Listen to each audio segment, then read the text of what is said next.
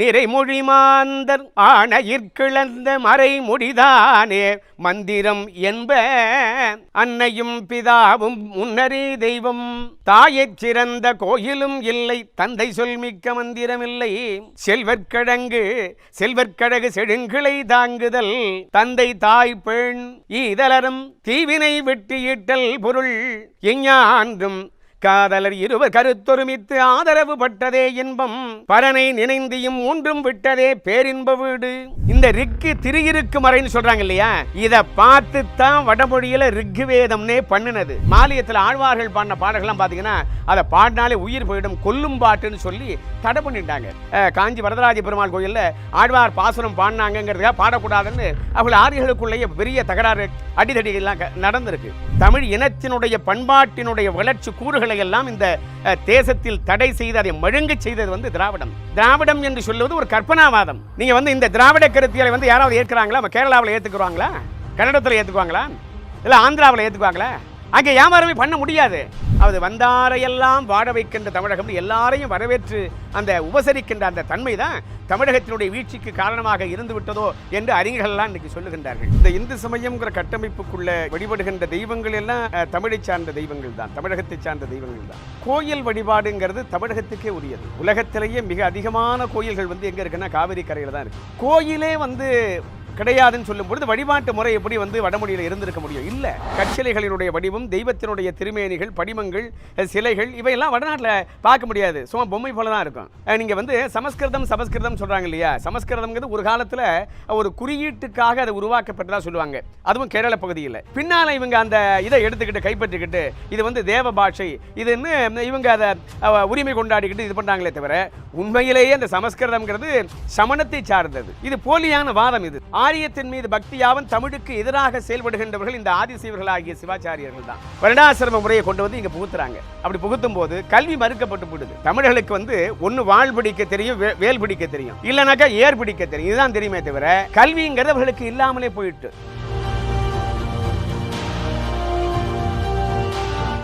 ஐயா வணக்கம். வணக்கம்.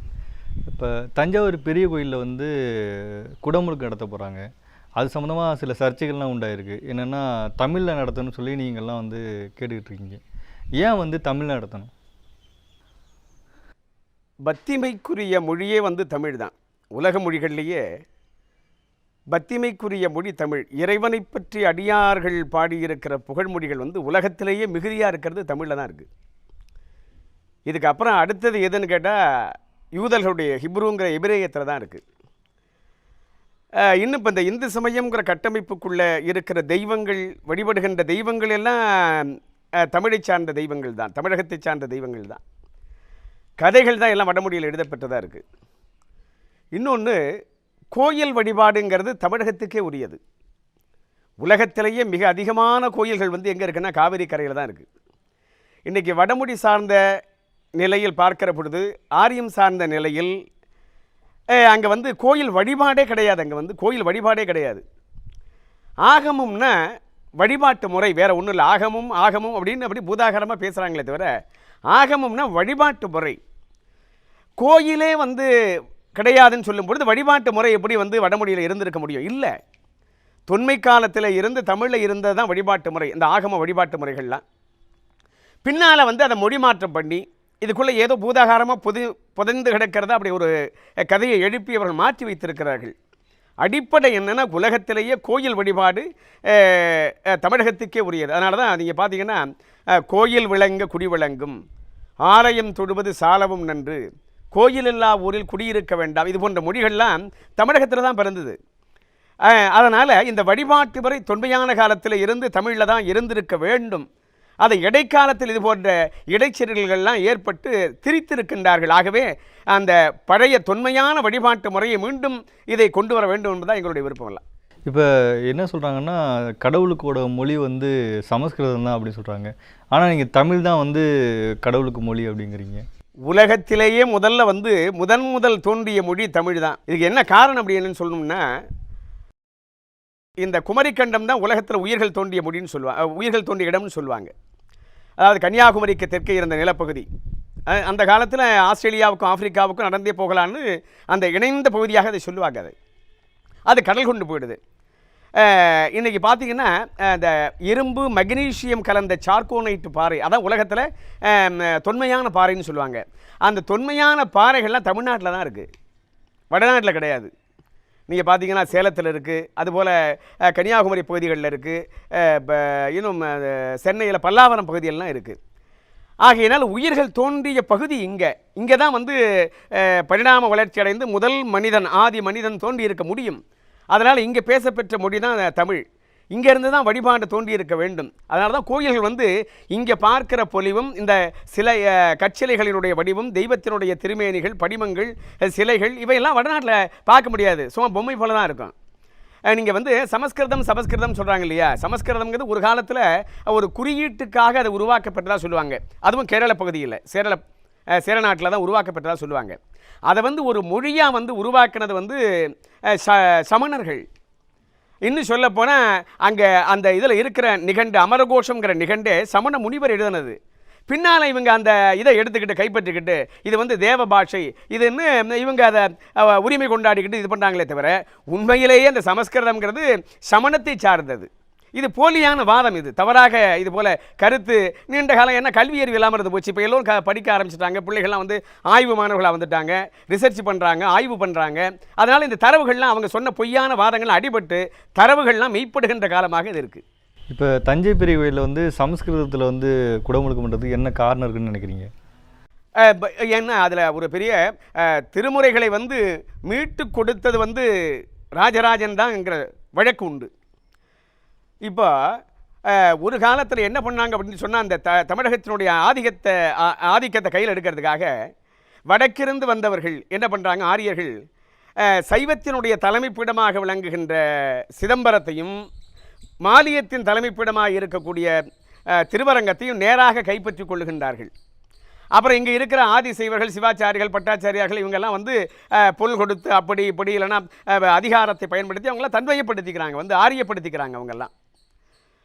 இன்றைக்கி பார்த்திங்கன்னா ஆரியர்களை விட வந்து ஆரியத்தின் மீது பக்தியாவும் தமிழுக்கு எதிராக செயல்படுகின்றவர்கள் இந்த ஆதிசைவர்களாகிய சிவாச்சாரியர்கள் தான். அதில் நல்லவர்கள் இருக்காங்க, ஏன்னா இல்லைன்னு மறுக்க முடியாது. இப்போ கும்பாபிஷேகம் நடக்குது அப்படின்னு குடமுழுக்கு நடக்குது அப்படின்னு சொன்னால் ஒரு ஓதுவாரை கூப்பிட்றது கிடையாது. ஒரு புலவர் வந்து நேர்முக வர்ணனை பண்ணுவார், அந்த நேர்முக வர்ணனை பண்ண விடுறது கிடையாது, இவங்களே மைக் எடுத்துக்கிறது. எவ்வளவெல்லாம் வந்து தமிழை தடை செய்ய முடியுமோ அந்த வேலையை வந்து இந்த ஆதிசைவர்கள், இவர்கள் வந்து உண்மையிலேயே ஆரியர்கள் கிடையாது. இவங்க வந்து தமிழ் சமூகத்துக்குள்ளே குபகாயத்துக்குள்ளே இருந்த பிள்ளைமார்கள், ஓதுவார்கள், தேசிகர்கள், அதுபோல் முதலியார்கள், இப்படிப்பட்ட பிரிவினைக்குள்ளே இருந்து வழிபாட்டுக்காக நியமிக்கப்பட்டவர்கள் தான் இன்றைக்கி மிகப்பெரிய தமிழுக்கு எதிரானவர்களாக அவர்களை விடவும் இவர்கள் வந்து தங்களை காட்டிக்கொள்ளுகின்றார்கள். இது வந்து உண்மையான நிலை. இவங்க வந்து இந்த கைப்பற்றிய பிறகு என்ன பண்ணுறாங்கன்னா, இப்போ சைவத்தில் பார்த்தீங்கன்னா திருமுறைகளை வந்து மக்கள் மத்தியில் அப்படியே ஒடுக்கி மறைச்சு கொண்டு வந்துடுறாங்க. அதை தான் தில்லையில் கொண்டு போய் மறைச்சி வச்சது. அதுபோல் பார்த்திங்கன்னா மாலியத்தில் ஆழ்வார்கள் பாடின பாடல்கள்லாம் பார்த்திங்கன்னா அதை பாடினாலே உயிர் போயிடும், கொல்லும் பாட்டுன்னு சொல்லி தடை பண்ணிட்டாங்க. என்ன பண்ணாங்க, பயமுறுத்தி அச்சுறுத்தி பாடாமலே பண்ணிட்டாங்க. அதை வந்து இப்போ ராபத்து பகல்பத்தில் தான் வந்து திருவரங்கத்தில் மார்கழி மாதத்தில் வந்து நாட்டியத்தோடு பாடுறாங்க. அது வந்து இயல், இசை, நாட்டியம் இதோடு அங்கே நடக்கும், அரையர் சேவைன்னு சொல்லுவாங்க. அதுபோல் இந்த திருமுறைகளை மீட்டு இது பண்ணது வந்து ராஜராஜன்கிற மன்னன் தான் மீட்டதுங்கிறது பெரும்பாலானவர்களுடைய கருத்தாக விளங்குகின்றது. அது வந்து அதுபோல் இதில் பார்த்திங்கன்னா மாலியத்தில் பார்த்திங்கன்னா நம்ம நாதமுனிகள் என்பவர் தான் அந்த இதெல்லாம் எடுத்து தொகுத்து வந்து அதை திரட்டி 4000 உருமாற்றி பிறகு வந்து அவருக்கு 2 பெண் குழந்தையினுடைய கணவன்மார்களை எல்லாம் அவர்களுக்கு கற்றுக் கொடுத்து அதை இசையோடும் நாட்டியத்தோடும் இந்த உலகத்தில் பரவ வைத்தார்ங்கிறது அந்த வரலாற்று உண்மை. இவர்கள் வந்து இருட்டடிப்பு செய்தார்கள். எங்கே தமிழின் தரவுகள்லாம் இருக்கும். இப்போ பார்த்தீங்கன்னா சமீபத்தில் கூட காஞ்சி வரதராஜ பெருமாள் கோயிலில் ஆழ்வார் பாசுரம் பாடினாங்கிறதுக்காக பாடக்கூடாதுன்னு அவர்கள் ஆரியர்களுக்குள்ளேயே பெரிய தகராறு அடிதடிகள்லாம் நடந்திருக்கு. இது முழுக்க தமிழர்களுடைய அந்த கலை பண்பாடு இவற்றையெல்லாம் கவர்ந்து தன்மையப்படுத்தி அதை ஏதோ தங்களுக்குடையதாக காட்டிக்கொள்வது தான் அவர்களுடைய அந்த வரலாற்று அவர்களை திரிவு முகமாக நமக்கெல்லாம் தெரிகிறது. ஆகவே உண்மையான வரலாறு மீட்கப்பட வேண்டும். இப்போ இன்னொரு கேள்வி என்னங்கண்ணா ஐயா, ராஜராஜ சோழன் வந்து பிராமணர்களுக்கு வந்து ரொம்ப உதவி பண்ணார், சமஸ்கிருதத்தை வந்து தூக்கி பிடிச்சாருன்னு சொல்லி ஒரு ஒரு விமர்சன கருத்து இருக்குது. இது பல சர்ச்சையாகவும் நிறைய பேர் பேசியிருக்காங்க. ஆனால் நீங்கள் வந்து அவர் வந்து சைவத்தையும் தமிழையும் தூக்கி பிடிச்சாருன்னு நீங்கள் சொல்கிறீங்க. இது இதாக இருக்குது. அதாவது வரலாற்று உண்மைகளை, செய்திகளை வந்து ரொம்ப கூர்மையாக ஆழமாக ஆய்ந்து பார்க்காமல் பேசுகின்றத மார்க்சியவாதிகள், அப்படி திராவிடம் பேசுகின்றவர்கள், இவங்க எல்லாம் இந்த வேலையை இந்த பண்ணிக்கிட்டு இருக்காங்க. அதை வந்து கூர்மையாக ஆய்ந்தே பார்க்கல. அதாவது ஆரியப்படை கடந்த நெடுஞ்செழியன் அவன் ஆட்சிக்கு பிறகு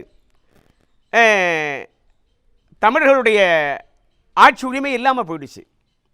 இன்னும் சொல்ல போனால் அந்த ஆரியப்படை கடந்த நெடுஞ்செழியன் ஆட்சியை கவிழ்ப்பதற்கு காரணமாக அமைந்தது இந்த எதிர்பாராமல் நடந்துவிட்ட கோவலன் கொலை. அதை பயன்படுத்தி ஆரியப்படை கடந்த நெடுஞ்செழியனுடைய ஆட்சியை வந்து கலைச்சிட்டாங்க. அதுக்கு பிறகு இவர்கள் ஆதிக்க ஓங்கிய பிறகு என்ன பண்ணுகிறார்கள்னா வருடாசிரம முறையை கொண்டு வந்து இங்கே புகுத்துறாங்க. அப்படி புகுத்தும் போது கல்வி மறுக்கப்பட்டு போயிடுது. பல தலைமுறை தமிழர்களுக்கு வந்து ஒன்று வாள் பிடிக்க தெரியும், வேல் பிடிக்க தெரியும், இல்லைனாக்கா ஏர் பிடிக்க தெரியும். இதுதான் தெரியுமே தவிர கல்விங்கிறது அவர்களுக்கு இல்லாமலே போயிட்டு. ஆனால் சோழ சாம்ராஜ்யத்தினுடைய எழுச்சிங்கிறது விஜயாலய சோழனுடைய எழுச்சிக்கு பிறகுதான். அந்த வழியில் தான் ராஜராஜன் அப்படி வருகின்ற பொழுது மீண்டும் ஒரு சோழ பேரரசை கட்டமைப்பதற்கு முற்படுகின்றான். யார்? ராஜராஜன். ஆனால் அந்த அந்த அந்த வரலாற்றில் பார்த்தீங்கன்னா ராஜராஜனுடைய அண்ணன் வந்து ஆதித்த கரிகாலன். பொன்னியின் செல்வன் அந்த கதை படிச்சிருக்கலாம், கல்கியினுடைய இதை படிச்சிருந்தா அதில் தெரியும். ஆனால் அந்த ஆதித்த கரிகாலன் வந்து ஆரியத்தினுடைய ஆதிக்கத்தை நேரடியாக எதிர்க்கின்றவன். அதனால் என்ன செய்கின்றார்கள், அவனுக்கு இருந்த விரோதம், அதாவது வீரபாண்டியன் பாண்டிய மன்னனை வந்து அவன் கொண்டான் என்பது வரலாறு. அவனுடைய ஆபத்துதவிகளை எல்லாம் கையிலே வைத்துக்கொண்டு அந்த ஆதித்த கரிகாலனை திட்டமிட்டு கொலை செய்து விடுகின்றார்கள். ஒரு மிகப்பெரிய இது ஆதித்த கரிகாலனுடைய கொலைங்கிறது. அப்புறம் அவனுடைய சிறிய தந்தை போட்டிக்கு வர ராஜராஜன் விட்டு கொடுத்து பல ஆண்டுகள் காத்திருந்து பின்னால் வர்றார். அப்படி வந்த பிறகுதான் என்ன செய்கிறாருன்னா தன்னுடைய அண்ணன் ஆதித்த கரிகாலனுடைய கொலை எப்படி நடந்திருக்குன்னு விசாரிக்க முற்படுகின்றார். இந்த கொலை எப்படி நடந்தது, யாரால் நடத்த பெற்றது அப்படின்னு வருகின்ற பொழுது அது அரச குடும்பமெல்லாம் போய் கடைசியில் காட்டுமன்னார் கோயில் என்று சொல்லப்பெறுகின்ற காட்டுமன்னார் குடி, அங்கே வாழ்ந்த 400 பிராமண குடும்பங்கள் இருந்து செயல்பட்டு அந்த ஆதித்த கரிகாலனுடைய கொலை செய்திருக்கிறார்கள்ங்கிற கல்வெட்டு உண்மை அங்கே இருக்குது, காட்டுமன்னார் கோயிலில் இருக்குது. இதெல்லாம் வந்து பிற்கால சோழர் வரலாறு எழுதின சதாசிவ பண்டாரத்தார் மிக தெளிவாக குறிப்பிடுறாரு. இந்த பிற்கால சோழர் வரலாற்றெல்லாம் படித்து தான் கதை பொன்னியின் செல்வன் எழுதினார் கல்கி. ஆனால் என்னென்னா தன்னுடைய சமூகத்தை குமுகாயத்தை காட்டி கொடுக்கக்கூடாது என்ற அந்த எண்ணத்தில் இந்த 400 பிராமண குடும்பங்கள் தலையிட்டு ஆதித்த கரிகாலனை கொலை செய்தார்கள்ங்கிறத அந்த கதையில் மறைச்சிருப்பார் திட்டமிட்டு. பொன்னியின் செல்வன் அதை மறைச்சிருப்பார். ஆனால் அவருக்கு தெரியும் சதாசிவ பண்டாரத்தார் எழுத பிற்கால சோழர் வரலாறை படிச்சுட்டு தான் அதை வந்து அவர் எழுதியிருக்க முடியும். திட்டமிட்டு மறைத்தார்கள். இது வந்து இது ஒரு ஆரியத்தினுடைய ஆதிக்கத்தின் எதிர்ப்பின் விளைவு தான் ஆதித்த கரிகாலனுடைய படுகொலை. அதுக்கு பிறகு ராஜராஜன் வந்து அந்த ஒரு சோழ பேரரசை கட்டமைக்கிற பொழுது என்னென்னா கல்வியாளர்கள் தேவைப்படுறாங்க. இப்போ வந்து ஒரு வங்கியை ஆரம்பிக்கிறோம்னா காமர்ஸ் படித்தவங்க தேவை, வணிகவியல் படித்தவங்க தான் நிறுவனம் பண்ண முடியும். வேறு அடியாட்களை வச்சுக்கிட்டு போர்வைகளை வச்சுக்கிட்டு என்ன பண்ண முடியும், ஒன்றுமே செய்ய முடியாது. அப்போ கல்வியாளர்கள் யார் அப்படின்னா ஆரியத்தை சார்ந்தவர்கள். அப்போ அவர்களை கொண்டாந்து குடியமர்த்திக்கிறான் இங்கே நிர்வாகத்துக்காக, அட்மினிஸ்ட்ரேஷனுக்காக. இப்போ அண்ணா காலத்துலேயும் கலைஞர் காலத்துலேயே தெரியல, அவர் குகன்கிறவர் தான் வந்து சீஃப் செக்ரட்டரியாக போட்டான்னு நினைக்கிறேன். அதுபோல் இவர் கலைஞர் வந்து தனக்கு மெடிக்கல் அட்வைசராக பார்த்தீங்கன்னா பி ராமூர்த்தி நியூரோ ஸ்பெஷலிஸ்ட். அவர் எதுக்காக? டெக்னாலஜி, அந்த அந்த தொழில் திறமை அதை பயன்படுத்திக்கிட்டாங்க. அதுதான் இதே போல தான் வந்து ராஜராஜன் வந்து பயன்படுத்தலாம் ஒரு பேரரசை கட்டி அமைக்கும் போது. அப்போ வந்து பார்ப்பவர்களை கொண்டாந்து இங்கே குடியமர்த்தலாம், இவர்களை கொண்டாந்து இங்கே இது பண்ணான்னு அந்த உண்மையான நிலையை ஆராயாமல் இந்த மார்க்சியம், அதாவது கண்ணை மூடிக்கிட்டு மார்க்சியம் பேசுறது, கண்ணை மூடிக்கிட்டு திராவிடம் பேசுறது, உண்மையான நிலைங்கிறத என்னன்னு கண்டுபிடிக்கிறது இல்லை. அதாவது பல நூற்றாண்டுகள் வீழ்ந்து கிடந்த தமிழ் சமுதாயத்தை உயர்த்துவதற்கு ஒரு சோழ பேரரசை கட்டி அமைக்க வேண்டும் என்று எண்ணுகின்ற வேளையில் ராஜராஜன் கல்வியாளர்களாக அவர்களை பயன்படுத்தி கொண்டான், வேலைக்கு வைத்து கொண்டான். அதுதான் அங்கே உண்மை. அங்கே நீங்கள் அப்படி பார்க்குறப்ப பார்த்தீங்கன்னாக்கா அவன் மெய்கீர்த்தி எழுதும் பொழுதெல்லாம் முதல்ல ஆரியத்தை வந்து அப்படி தட்டி கொடுக்குற மாதிரி ஆரியத்தை எழுதிட்டு அப்புறம் பார்த்தீங்கன்னா அந்த ஆசிரிய பாவலை கொண்டு வந்து முடிப்பான். தன்னுடைய 6 ஆண்டு கால ஆட்சியில் வந்து நிலத்தை அளவு செய்கிறான், உலகத்தையே நிலத்தை அளவு செய்கிறான். வந்து அப்போ 6 அடி ஒரு கோலாக கொண்டு அதுக்கு என்ன பேர் வைக்கிறான்னா உலகளந்த கோல்னு தமிழில் பெயர் வைத்து இந்த தன்னுடைய ஆட்சி நிலப்பரப்பு இருந்த நிலத்தையெல்லாம் அளக்கிறான். அதெல்லாம் அப்புறம் இன்னுமே பல்வேறு நிலைகளில் வந்து கொண்டு வர்றான். அதாவது சங்க காலத்தில் இருந்த குடவோலை முறை, நீங்கள் பழங்காலத்தில் பார்த்தீங்கன்னா ஒரு கருத்து இது வருதுன்னா ஜாதி அமைப்பு இருந்த காலம் அது. இப்போ எல்லாரும் பேசுகிறாங்க, பெரிய கொடுமையாக இருக்குது. ராஜராஜன் ஆட்சிக்கு வந்த காலத்தில், சோழ பேரரசு உருவாகின்ற காலத்தில், அந்த ஆரிய படை கடந்த நெடுஞ்செழியனுடைய வீழ்ச்சிக்கு பிறகு இங்கே வந்து வருணாசிரம ஆரிய கட்டமைப்பு உருவாகிவிட்டது. இப்போ ராஜராஜன் காலத்தில் இவ்வளவு இருந்தது, ராஜராஜன் ஜாதி இருந்ததுன்னா அவனும் பல நூற்றாண்டுகள் உருவாக்கி வச்சுட்டான். அதை தகர்க்கிறது தான் ராஜராஜன் எத்தனைக்கிறான். அந்த வரலாற்றை புரிஞ்சுக்கல. இப்போ மொட்டைய ராஜராஜன் மேலே வந்து குற்றம் சாட்டுறது அறிவியல்கள். இப்படி சொல்கிற நான் கடுமையாக சொல்லுகின்றேன். உண்மை கால வெள்ளத்தை தீர்க்கமாக ஆய்ந்து பார்க்க வேண்டும். அப்போ தான் தெரியும் எவ்வளவு தீர்க்கமாக மெல்ல மெல்ல காய் நவர்த்தினான்ங்கிறது அப்போ தான் புரியும். நீங்கள் பார்த்தீங்கன்னா ஒரு ஒரு ஒரு ஜாதி இருக்கின்ற சாதிய தெருவில் வந்து ஒரு முடிவு எடுப்பார்கள், நாட்டாமையெல்லாம். கடைசியில் அக்ரஹாரத்தில் எடுக்கிற முடிவு தான் அங்கே வந்து நடைமுறைக்கு வரும். அதை உடைக்கிறான், தகர்க்கிறான். குடவோலை முறைன்னு கொண்டு வரான். சங்க காலத்தில் இருந்த குடவோலை முறையை கொண்டு வரான். இன்னொன்று, அதில் யார் அந்த இதில் தேர்தலில் கலந்துக்கணும்னா யோக்கியமாக இருக்கின்றவர்கள், நல்ல சிந்தனையாளர்கள், அறிவுள்ளவர்கள், குற்றவாளிகள் வரக்கூடாது, ஒரு கிரிமினல் வரக்கூடாது, இப்படிலாம் வைக்கிறான். இன்றைக்கெல்லாம் இப்போ ஆட்சியை இது அரசியலை பார்க்கின்ற பொழுது இந்த கிரிமினல் என்பது எப்படி ஒரு பெரிய பூதாகரமாக வடிவெடுத்திருக்குன்னு நமக்கு தெரியும். இதை வடிகட்டான், ஃபில்டர் பண்ணுறான்.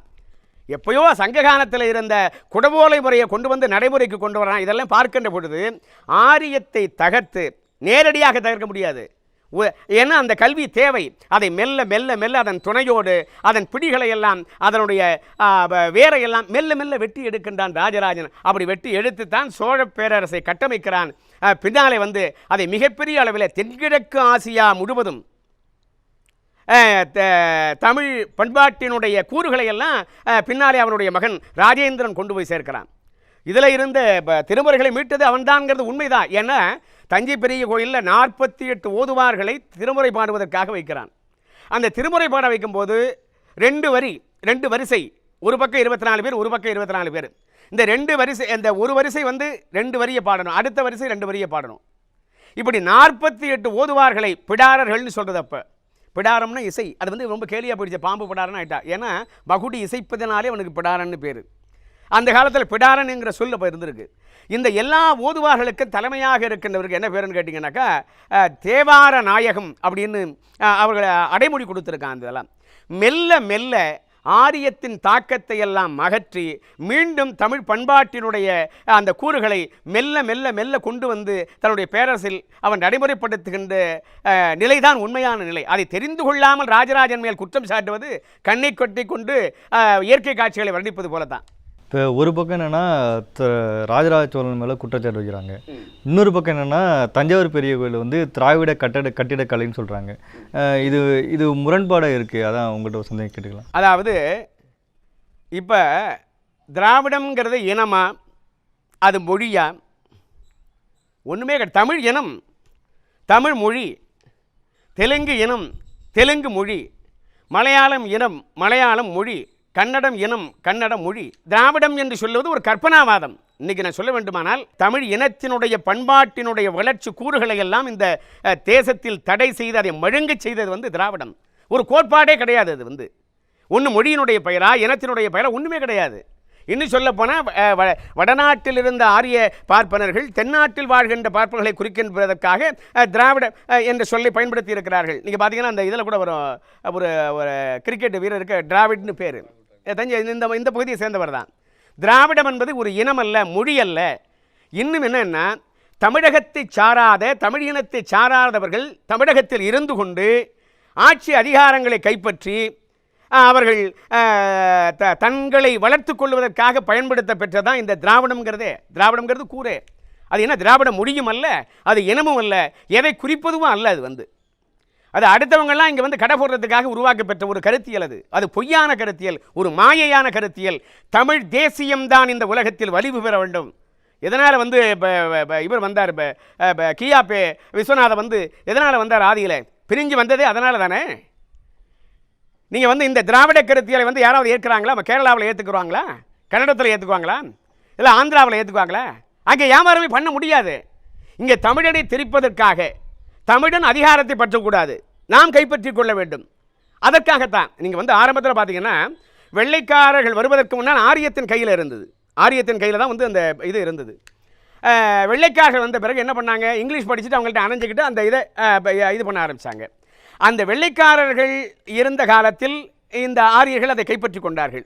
அதுக்கு முன்னாடி அதாவது விஜயநகர பேரரசில் பார்த்தீங்கன்னா அதிகார பீடத்தில் இருந்தவர்கள் தான் தெலுங்கர்கள். பின்னால் என்ன செய்கிறாங்கன்னா அவங்களுக்கு வந்து அந்த ஆரியர்கள் கைப்பற்றி கொண்டதுனால அவங்களுக்கு அதிகார மையம் போயிடுது. என்ன செய்கின்றார்கள்னா பின்னால் வந்து மீண்டும் தங்களுக்கு அதிகார மையம் தேவை என்பதற்காக உருவாக்கப்பெற்ற கருத்தியல் தான் இந்த திராவிடம் என்பது. இதுதான் வரலாற்று உண்மை. இது வந்து இதனால் தெலுங்கர்கள் என்று சொன்னால் நான் ஒட்டுமொத்தமாக எல்லாரையும் குறை சொல்ல முடியாது. தமிழகத்திலேயே மிகச்சிறந்த முதலமைச்சர் யாருன்னா ஓமந்தூர் ராமசாமி ரெட்டியார் தான். ஓமந்தூர் ராமசாமி ரெட்டியார் தான் மிகச்சிறந்த முதலமைச்சர். பின்னால் வர்ற குமாரசாமி ராஜா வந்து பார்த்திங்கன்னா தன்னுடைய அரண்மனை போன்ற வீட்டையே வந்து பொதுச்சொத்தாக ஆக்கியிருக்காரு. அதனால் நல்லவர்கள் உண்டு. ஆனால் ஒட்டுமொத்தமாக பார்க்கின்ற பொழுது இந்த அதிகார அதாவது தமிழகத்தினுடைய அரசியல் அதிகார மையத்தை மீண்டும் விஜயநகர பேரரசில் இருந்தவர்கள் கைப்பற்றுவதற்காக அவருடைய வம்சாவழிகள் செய்த ஒரு கருத்தியல் தான் இந்த திராவிட கருத்தியலே தவிர அது உண்மையே அல்ல. அந்த கருத்தியல் உண்மையே அல்ல, அது ஒரு போலியான வாதம் அது. சரிங்க, இப்போ தமிழருக்குன்னு ஒரு மதம் இருக்குது அப்படின்னு நீங்கள் சொல்லிட்டு வரீங்க, அதை பற்றி கொஞ்சம் சொல்லுங்களேன். இப்போ தமிழகத்தில் சிவனியம் ஆனால் சைவம், மாலியம் திருமால் வழிபாடு, அதுபோல் சக்தி வழிபாடு, இது மாதிரி பல்வேறு இருக்குது. இப்போ இன்னொரு என்னன்னா உண்மையிலேயே வழிபாட்டு சுதந்திரம் இங்கே தான், மேலை நாட்டில் கிடையாது. மேலை நாட்டில் மற்ற மதங்களில் புரட்சிமைகளில் பார்த்தீங்கன்னாக்கா ரொம்ப கடுமையாக கட்டுப்பாடாக இருப்பாங்க. இங்கே யார் எப்படி வேண்டுமானாலும் வழிபடலாங்கிற அந்த ஒரு இது இருக்குது. இங்கே இருக்கிற இந்த சமயங்கள் எல்லாம் எதை சார்ந்திருக்கிறதுனா மெய்யியல் கோட்பாடுகளோடு இணைந்தவை. இப்போ மேலை நாட்டில் இருக்கிற மெய்யியல் கோட்பாடுகள் எல்லாம் சமயத்தோடு இணைந்தவை அல்ல. ஆனால் இந்த மண்ணில் அதாவது இந்தியா, இதை இந்தியானா தமிழ் இந்தியா, நாசி கந்தையா பிள்ளை சொல்லுவார் வந்து, நாசி கந்தையா பிள்ளைன்னு யாழ்ப்பாண தமிழறிஞர், தமிழ் இந்தியா, இந்தியா முழுவதும் தமிழர்கள் வாழ்ந்தார்கள். இதெல்லாம் யார் சொல்கிறா? விவேகானந்தர் சொல்கிறார், கார்ல் மார்க்ஸ் சொல்கிறார், அம்பேத்கர் சொல்கிறார். இந்த நாட்டை விட்டு வெளியேறுங்கள் என்று சொல்லுகின்ற உரிமை யாருக்கு உண்டு என்றால் தமிழர்களுக்கு மட்டும்தான் உரியது என்று ஜோதிபாசு சொன்னார். அப்படி இந்தியா முழுக்க வாழ்ந்தவர்கள் இந்த தமிழர்கள். குறுகி குறுகி குறுகி இன்றைக்கு இந்த அளவுக்கு அவர்கள் வந்திருக்காங்க. அதுக்கு காரணமே அது வந்தாரையெல்லாம் வாழ வைக்கின்ற தமிழகம், எல்லாரையும் வரவேற்று அந்த உபசரிக்கின்ற அந்த தன்மை தான் தமிழகத்தினுடைய வீழ்ச்சிக்கு காரணமாக இருந்து விட்டதோ என்று அறிஞர்கள்லாம் இன்றைக்கி சொல்லுகின்றார்கள். அதனால் இந்த நிலை வந்து மாற வேண்டும். மீண்டும் இயற்கையான உண்மையான தமிழ் வரலாற்று பண்பாட்டு நிலைகள் தமிழகத்தில் எழுச்சி பெற வேண்டும் என்பதற்காகத்தான் இந்த குடமுழுக்கு. இந்த குடமுழுக்குன்னு சொல்கிற சொல் மிக பழங்காலத்திலே உண்டு. அதுக்கு என்னென்னா கடவுள் மங்கலம் அப்படின்னு பேர். இப்போ நீங்கள் இதில் பார்த்தீங்கன்னா கண்ணகிக்கு சிலை எடுத்து குடமுழுக்கு செய்கின்ற பொழுது அதை வந்து இளங்கோவடிகள் கடவுள் மங்கலம் நீர் தெளி அப்படின்னு பயன்படுத்துகிறார். இந்த நீர்த்தெளிங்கிற சொல்ல தான் வந்து இவங்க எடுத்துக்கிட்டு மாலியத்தில் எடுத்துக்கிட்டு அவங்க வந்து சமுரோட்சணம்னு சொல்லுவாங்க. ஞானசம்பந்தர் பெருஞ்சாந்தி பெருவிழான்னு சொல்கிறார். குடமுழுக்குன்னு இன்றைக்கு சொல்லுகின்றார்கள். இந்த கும்பாபிஷேகம் என்று சொல்லுவதெல்லாம் இந்த தமிழர்களுடைய வழிபாட்டு முறைகள் இருந்தது, தமிழில் தான் இருந்தது. அதை அவர்கள் ஆரியப்படுத்தினார்கள், ஆரியப்படுத்தி இருக்கிறார்கள். அதான் உண்மை. நீங்கள் பார்த்தீங்கன்னா வடமொழியில் இருக்கிற வேதத்தினுடைய பொருளை சொல்ல முடியுமா? அதில் வந்து பரம்பொருள் கோட்பாடே கிடையாது. இப்போ சைவத்தில் எடுத்துக்கிட்டிங்கன்னா அண்டப்பெருவெளியை ஒரு ஆற்றல் இயக்குகிறது, அதான் இயற்பியல் தியரி. அந்த ஆற்றல் கூடி திடப்பொருளாக மாறி அடுத்தத்தினாலே வெடித்து இந்த அண்டவெளி தோன்றியது என்ற கோட்பாடு தான் இயற்பியல் கோட்பாடு. அதே கோட்பாடு தான் சிவனிய கோட்பாடு தமிழகத்தில். அந்த ஆற்றல் தான் இயக்குங்கிறது. அந்த ஆற்றலைத்தான் ஆடல் வல்லான் என்று சிவனியம் வழிபாடு செய்கின்றது. இது போன்ற பரம்பொருள் கோட்பாடு வடமொழியில் உண்டா? வடமொழி வேதத்தில் உண்டா? அந்த கருத்தியல் உண்டா? கிடையாது. அதெல்லாம் சிறு தெய்வங்கள். அந்த வேத இப்போ இதெல்லாம் பார்த்தீங்கன்னாக்கா அதனுடைய மொழிபெயர்ப்பை நீங்கள் படித்து பார்க்க சொல்லுங்கள், அதை உரை சொல்லுங்கள். அந்த உரை சொல்லும்பொழுது கேட்டால் தெரியும் அதனுடைய உண்மையான நிலை என்னான்னு, அப்போ தான் தெரியும். இப்போ வேதம் என்ன அப்படின்னா என்ன தெளிவாக சொல்கிறார் தொல்காப்பியர். 6000 ஆண்டுக்கு முன்னாடி சொல்கிறார், நிறைவான உள்ளம் படைத்த சான்றோர்கள் சொன்ன மொழிகள் எல்லாம் வேதம். நிறைமொழி மாந்தர் ஆணையிற்கிழந்த மறை மொழிதானே மந்திரம் என்ப. இது அப்படியே திருவள்ளுவர் வழிமொழிவார் திருக்குறளில். நெறிமொழி மாந்தர் பெருமை நிலத்து மறைமொழி காட்டிவிடும். இந்த வேதம் மறை என்று சொன்னால் அதை ரெண்டாக பிரித்தார்கள் தமிழில். அது ஒன்று பொருள் மறை, மற்றொன்று புகழ் மறை. இந்த பொருள் மறைன்னு சொல்கிறது எது அப்படின்னாக்கா உலக நீதி, நீ இப்படி தான் இருக்கணும், இப்படி தான் வாழணும், இதை செய்யக்கூடாது, இதைத்தான் செய்யணும்னு சொல்லக்கூடிய உலக நீதி, அதுதான் வந்து பொருள்மறை. அதை தான் சாத்திரம் என்று சொல்லுவார்கள். மற்றொன்று புகழ்மறைன்னா இறைவனை பற்றிய துதிப்பாடல்கள், அதுதான் புகழ்மறை. இப்போ நீங்கள் பார்த்து இதில் என்ன சொல்லுறதுன்னா, இந்த உலக நீதியை சொல்ல வரும்பொழுது என்ன சொல்லுவார்கள், ரொம்ப குறுகிய யாப்பு வடிவம், அதாவது பெரிய பாடலாக இல்லாமல் சொல்கிற நிலை இருக்கு இல்லையா. அன்னையும் பிதாவும் முன்னரே தெய்வம், தாயைச் சிறந்த கோயிலும் இல்லை, தந்தை சொல்மிக்க மந்திரமில்லை, செல்வற்கழகு செழுங்கிளை தாங்குதல், தந்தை தாய் பெண், இப்படின்னு குறுகிய வரிலாம் இருக்குது பாருங்கள். இதெல்லாம் வந்து என்ன பேருன்னா தமிழில் திரு இருக்குமறை என்று பொருள். திரு இருக்குமறை பொருள்மறையை, உலக நீதியை குறைந்த யாப்பு வடிவில் சொல்லுவதற்கு பொருள்மறை, அதற்கு அந்த பொருள்மறைக்கு திரு இருக்குமறை என்று பொருள். அதை ரொம்ப தெளிவாக அழகாக அதையெல்லாம் அந்த குறிப்பெல்லாம் கொடுக்குறார். தமிழில் வேதம்னா அறம் பொருள் இன்பம் வீடு, அறத்தின் வழி நின்று பொருளீட்டி ஒருவனுக்கு ஒருத்தி என்ற நெறியில் இல்லற இன்பம் துய்த்து வீடு பேற்றி அடைதல். இது பின்னால் ஔவையார் சொல்வார் அழகா, இதழரும் தீவினை வெட்டி ஈட்டல் பொருள், எஞ்ஞான்றும் காதலர் இருவர் கருத்தொருமித்து ஆதரவு பட்டதே இன்பம், பரனை நினைந்தியும் ஒன்றும் விட்டதே பேரின்ப வீடு. இந்த ரிக்கு திரு இருக்கு மறைன்னு சொல்கிறாங்க இல்லையா, இதை பார்த்து தான் வடமொழியில் ரிக்கு வேதம்னே பண்ணினது. இதான் வரலாற்று உண்மை. அப்போ என்ன இன்னைக்கு வந்து சதுர்வேதம்னு சொல்கிறாங்க இல்லையா, அந்த காலத்தில் என்ன வழக்கு தெரியுமா, வேதம் ஒன்று தாங்கிற வழக்கு, ஏகம் வேதம் அந்த வடமொழி வழக்கில் சொல்கிறது. தமிழில் வந்து அந்த அந்த அறம் பொருள் இன்பம்னு மூணாக பிரிக்கிறாங்க, ஒன்றாக இருந்து மூணாக பிரிக்கிறாங்க. அப்போ என்ன பண்ணுறாங்கன்னா, அந்த ரிக்வேதத்தையே இன்னும் ரெண்டாக உடைச்சி மூணாக்கி வேதம் திரைய வேதம் 3 அப்படின்னு சொல்கிறாங்க. தமிழில் பார்த்தீங்கன்னாக்கா, அதாவது முதல்ல இயற்கை வழிபாடு, அந்த இயற்கை வழிபாடு நிலையாமை பற்றிய எண்ணங்கள் மக்கள் குமுகாயத்தில் வளர வளர அந்த காஞ்சி திணை ஒழுக்கம் வளர்கின்றது. அந்த காஞ்சி திணை தோன்றிய பிறகு இயற்கை வழிபாடு பரம்பொருள் வழிபாடாக மாறுகிறது. அப்போ தான் கோயில்கள் பெருக்கம்ல. அப்படி வரக்கூடிய அந்த காலத்தில் வந்து அந்த இன்பத்தை இரண்டாக பிரிக்கிறார்கள்.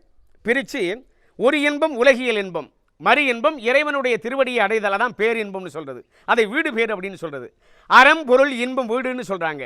இந்த 4 ஆக்கிறத பார்த்து தான் பின்னால் வடக்க அதையும் உடைச்சி போட்டு 4 ஆக்கி சதுர்வேதம்னு கொண்டு வந்ததே. ஆகவே தமிழை பார்த்துத்தான், இங்கு இருக்கின்ற வடிவங்களை பார்த்துத்தான் முதல்ல ஏகம் வேதமாக இருந்து பிறகு வேதம் திரையே என்று மாறி பிறகு சதுர்வேதம் என்றெல்லாம் பின்னாலே மாறியது. ஆகவே மூலமாக விளங்குவது தமிழ் மறையே என்பதை நாம் தெளிவாக உணர்ந்து கொள்ளலாம்.